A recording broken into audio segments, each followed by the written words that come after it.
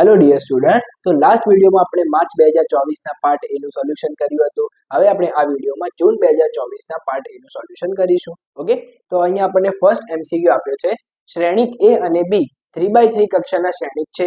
નિશ્ચાયક એ બરાબર 5, નિશ્ચાયક બી બરાબર 3, તો નિશ્ચાયક ઓફ 3 into ab બરાબર ખાલી જગ્યા. હવે દેખો, અહીંયા આપણે એક પ્રોપર્ટી કેવી યાદ રાખવાની થશે. તો જ્યારે નિશ્ચાયકમાં k into a હોય તો તમે એને શું લખી શકશો કે એની n ઘાત ઇન્ટુ નિશ્ચાયક એ. હવે n શું લેવાનું, તો જે આપણને શ્રેણિકની કક્ષા આપી હોય એ. તો અહીંયા દેખો, આપણને શું શોધવાનું કહ્યું છે અને નિશ્ચાયક ઓફ 3 into ab. તો અહીંયા તમે પહેલા શું લખી શકો, 3 into n. હવે n ની જગ્યાએ કેટલા છે આપણી પાસે, 3, તો અહીંયા 3 ની 3 ઘાત. હવે દેખો, બીજી એક પ્રોપર્ટી છે આપણી પાસે, નિશ્ચાયક a into b હોય તો તમે શું લખી શકો, નિશ્ચાયક a into નિશ્ચાયક b. ઓકે, તો અહીંયા આપણે બંનેને નિશ્ચાયક પણ અલગ આપી દઈશું. તો હવે દેખો 3/3 એઝ ઇટ ઇઝ. હવે નિશ્ચાયક a કેટલો આપ્યો છે આપણને અહીંયા 5, નિશ્ચાયક b કેટલો આપ્યો છે અહીંયા આપણને 3. તો અહીંયા 3 ની કેટલી ઘાત થઈ જશે, 3 અને 1 એટલે ટોટલ 4 ઘાત અને ગુણ્યા 5. હવે 3 ની 4 ઘાત એટલે કેટલી થશે, 3 ગુણ્યા 3 ગુણ્યા 3 ગુણ્યા 3 એટલે ટોટલ 81 ગુણ્યા 5. અને આ બંનેનો ગુણાકાર કરી નાખીએ તો કેટલો થઈ જશે, 405, જે આપણને દેખાઈ રહ્યો છે ઓપ્શન ડી માં. ઓકે, ચલો નેક્સ્ટ એમસીક્યુ આપણને આપ્યો છે, જો x equals to sin y તો d2y/dx2 બરાબર ખાલી જગ્યા. હવે દેખો, આપણે y નું વિકલન શોધવાનું છે x ની સાપેક્ષે.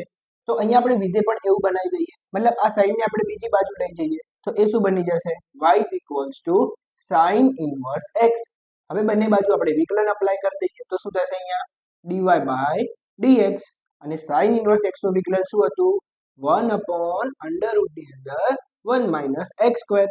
ઓકે, ચલો હવે આને થોડુંક આપણે વ્યવસ્થિત લખીએ તો કેવું દેખાશે, 1 - x² ની આ કેટલી ઘાત કહેવાય, 1/2. અને આપણે એને ઉપર લઈ જઈએ તો ઘાત કેવી થઈ જશે, -1/2. હવે આપણે એનું ફરીથી વિકલન કરવું છે તો d2y/dx2 એટલે જે વિકલન કરીને આયા હતા એનું ફરીથી વિકલન. તો અહીંયા દેખો, આને આપણે ચેન રૂલ થી કામ કરીએ, મતલબ આને આપણે x માં નહીં લઈએ તો આ શું છે, x ની -1/2 પાવર. તો નિયમ શું કહે છે આપણને, -1/2 આગળ આવશે. ઓકે, અને ઘાતમાંથી 1 ઓછો થશે, પરંતુ x ની જગ્યાએ શું આપ્યું છે એને, 1 - x².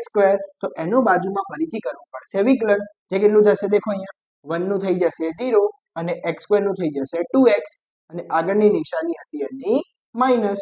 હવે દેખો, અહીંયા શું થયું, -1/2 -1 એટલે -3/2. હવે નીચે આ ઘાત અહીંયા નેગેટિવ છે, અહીંયા નીચે લઈ જઈશું તો શું થઈ જશે, ઘાત પોઝિટિવ, મતલબ 1 - x² ની 3/2 પાવર. હવે દેખો, અહીંયાથી 2 થી 2 કેન્સલ થઈ જશે, અહીંયા માઇનસ અને આ વાળું માઇનસ એટલે પ્લસ, અને ઉપર શું બચ્યું, બીજું x બચ્યું. તો આપણો આન્સર શું થઈ ગયો, d2y/dx2 બરાબર x/1 - x² ની 3/2 પાવર, જે આપણને દેખાય છે ઓપ્શન એ માં.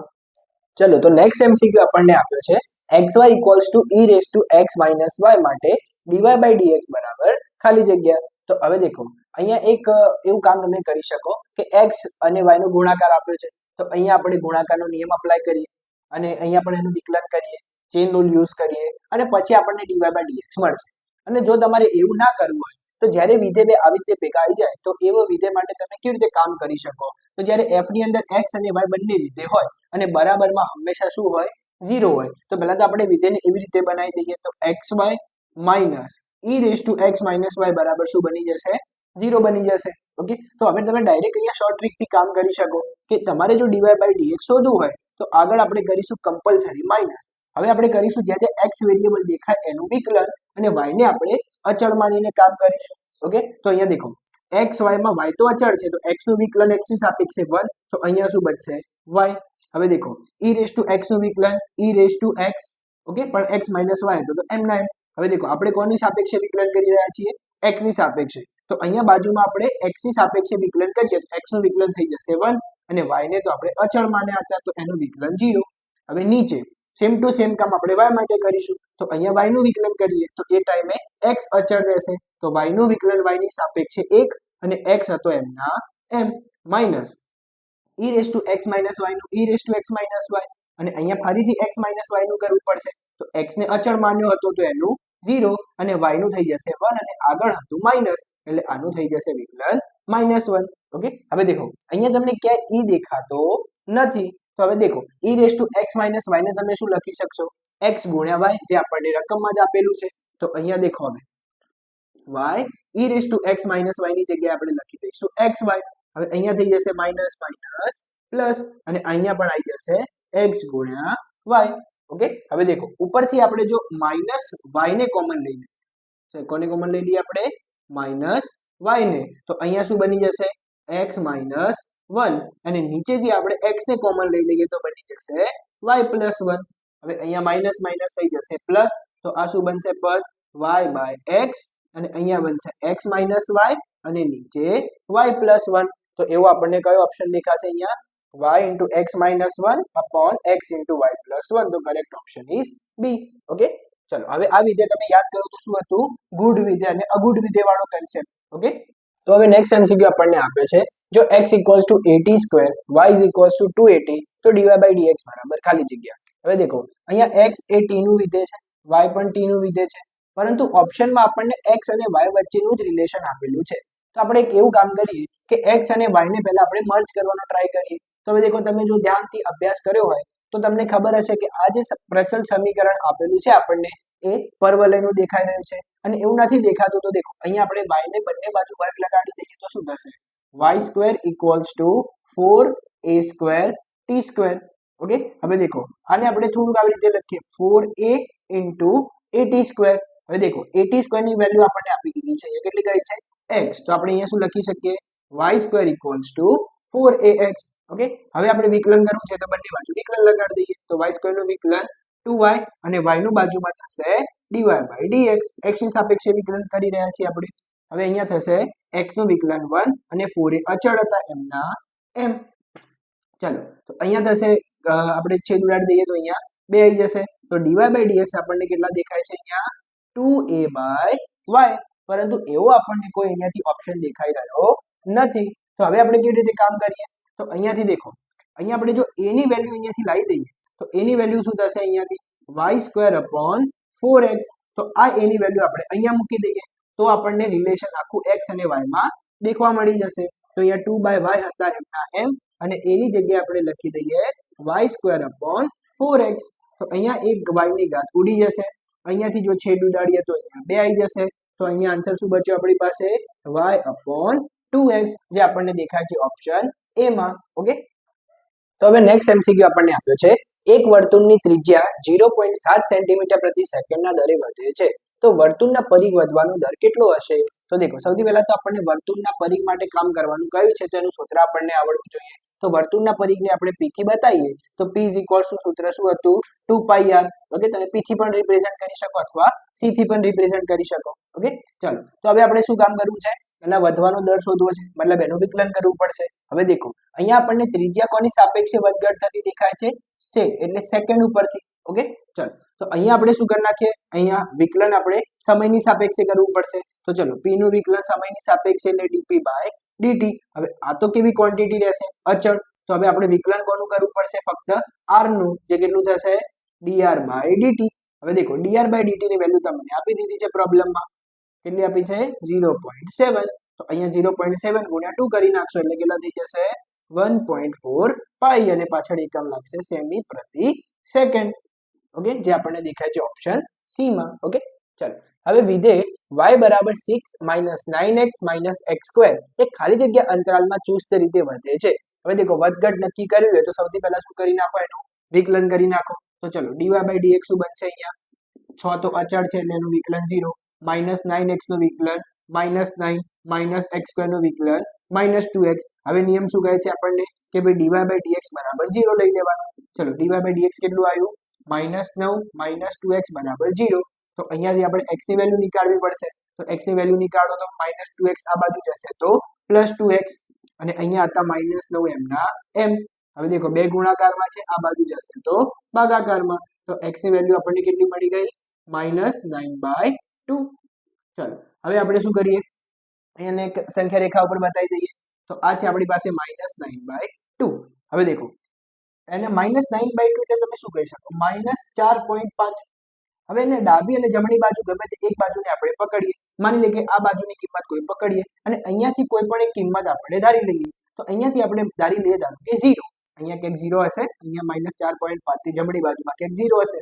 હવે એ 0 ને આપણે અહીંયા વિકલનમાં મૂકો તો અહીંયા શું થશે આ 0 થઈ ગયું તો આ શું બન્યું -9 ઓકે મતલબ આ ભાગ કેવો બની રહ્યો છે માઈનસ બની રહ્યો છે તો આ ભાગ કેવો બનશે પ્લસ બનશે અને ચેક કરવું હોય તો આપણે શું કામ કરીએ એક કિંમત મૂકીને ચેક કરીએ તો -4.5 ની ડાબી બાજુની કિંમત મૂકો તો શું આવશે -5 અને એને અહીંયા મૂકી દેશો તો -5 ગુણ્યા -2 એટલે +10 અને -9 એટલે 1 એટલે આ બાજુ કેવી બની ગઈ પોઝિટિવ તો અહીંયાથી અહીંયા સુધી બધું પોઝિટિવ ઓકે તો અહીંયા કયો અંતરાલ મળ્યો આપણને -∞ થી લઈને -9/2 જે આપણને દેખાય છે કે આગળ correct option is option D okay ચલો હવે આપણને આપ્યું છે વિધેય fx બરાબર sin x plus cos x ની મહત્તમ કિંમત શું છે તો દેખો આના માટે તો એક નિયમ છે કે તમે વિકલનથી કામ કરી શકો ઓકે અને જો વિકલન ના કરવું હોય તો આ વિધેય આપણને કેવું દેખાય છે દેખો આવું કોઈ પણ વિધેય દેખાય fx = a cos kx plus b sin kx મતલબ જો બંનેનો ખૂણો સમાન હોય તો બંનેના સહગુણકોથી આપણે કામ લઈશું ઓકે તો આવા વિધેયનો વિસ્તાર શું થાય તો આવા વિધેયનો વિસ્તાર થાય -r થી +r કે સર r એટલે શું તો r એટલે વર્ગમૂળની અંદર a² + b² ઓકે તો આ એની ન્યૂનતમ કિંમત કહેવાય ને આ એની મહત્તમ કિંમત કહેવાય તો અહીંયા દેખો બંને જગ્યાએ a શું આપ્યો છે a અને b શું આપ્યા છે અહીંયા 1 1 આપેલા છે તો અહીંયા 1 અને 1 મૂકી દઈએ તો r ની વેલ્યુ કેટલી થઈ જશે વર્ગમૂળની અંદર 2 થઈ જશે તેનો વિસ્તાર શું થયો -√2 થી +√2 તો એની મેક્સિમમ વેલ્યુ કેટલી બની ગઈ વર્ગમૂળમાં 2 જે આપણને દેખાય છે ઓપ્શન બી માં ઓકે તો હવે નેક્સ્ટ એમસીક્યુ આપણને આપ્યો છે વક્ર x² = 2y પરનું 0 5 થી સૌથી નજીકનો બિંદુ ખાલી જગ્યા હોય હવે આપણે આ ક્વેશ્ચન ઓલરેડી માર્ચ 2024 ના પાર્ટ 4 માં સોલ્વ કરી નાખ્યો છે જો તમે વિડિયો નથી જોયો તો નીચે ડિસ્ક્રિપ્શન બોક્સમાં એની લિંક આપેલી છે ઓકે તો ત્યાં જઈને જોઈ આવજો અને એનો ઓપ્શન આવશે કરેક્ટ સી ઓકે ચલો હવે આપણને નેક્સ્ટ એમસીક્યુ આપ્યો છે જો d/dx of fx = 4x³ - 3/x4 અને f(2) = 0 હોય તો fx બરાબર ખાલી જગ્યા હવે દેખો તમારે લાવવું શું છે અહીંયાથી fx શોધવા છે અને બાર શું આપ્યું છે વિકલન તો અહીંયા વિકલન દૂર કરવા માટે આપણે શું કરવું પડશે સંકલન જે પ્રમાણે આપણે જાણીએ છીએ કે બંને એકબીજાની વ્યસ્ત ક્રિયાઓ છે તો હવે આપણે અહીંયા બંને બાજુ સંકલન કરી નાખીએ તો અહીંયા સંકલન શું થશે અહીંયા બંને બાજુ સંકલન એપ્લાય કરશો તો સંકલન અને વિકલન અહીંયાથી ઉડી જશે એટલે અહીંયા શું બચશે f(x) હવે દેખો x³ નું સંકલન શું થશે x ની 4 ઘાત અને નીચે પણ 4 ઘાત હવે આનું સંકલન કરવા માટે તમે ઘાતને ઉપર લઈ જઈ શકો અને ઉપર લઈ જશો એટલે x ની -4 ઘાત બનશે અને એનું સંકલન શું થશે -4 + 1 અને નીચે પણ એ જ ઘાત આવશે ઓકે અને જ્યારે તમે અનિયત સંકલન કરો તો નિયમ પ્રમાણે તમારે શું ઉમેરવો પડશે એક અચળ ઉમેરવો પડશે તો ચલો હવે અહીંયાથી 4 થી 4 ઘાત કેન્સલ થઈ ગઈ તો શું બચ્યું અહીંયા x ની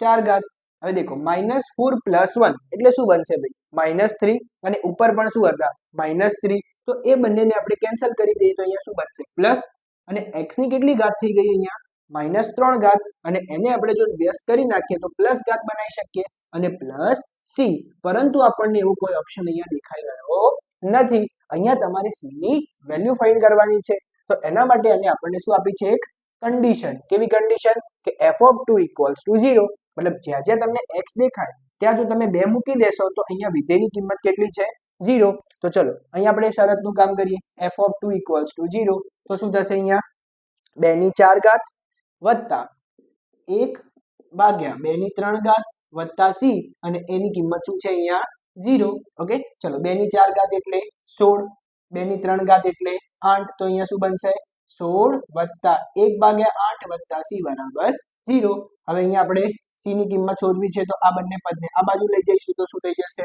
માઈનસ થઈ જશે તો c = -16 - 1/8 ચલો અહીંયા ગુણાકાર કરી દઈશું તો શું થશે -16 ગુણ્યા 8 -16 ગુણ્યા 8 એટલે -128 -1 અને નીચે 8 તો c ની કિંમત કેટલી થઈ ગઈ -129 ભાગ્યા 8 તો અહીંયા જે આપણું વિધેય હતું એમાં શું હતું c અહીંયા c બાકી હતું શોધવાનું જે આપણે શોધી લીધો કેટલો -129 ભાગ્યા 8 તો x ની 4 વત્તા 1 ભાગ્યા x ની 3 અને અહીંયા આવશે -129 ભાગ્યા 8 અને એવો આપણને દેખાઈ રહ્યો છે ઓપ્શન સી ઓકે ચલો હવે નેક્સ્ટ એમસીક્યુ આપણને આપ્યો છે sin of tan inverse x/1 + x² dx બરાબર ખાલી જગ્યા પ્લસ c તો દેખો અહીંયા થોડું ઓબ્ઝર્વેશન કેવું ઓબ્ઝર્વેશન આને આપણે જાણીએ છીએ tan inverse x હવે tan ઇનવર્સ x નું જો તમને વિકલન ખબર હોય તો વિકલન શું થતું હતું tan ઇનવર્સ x નું 1/1 plus x square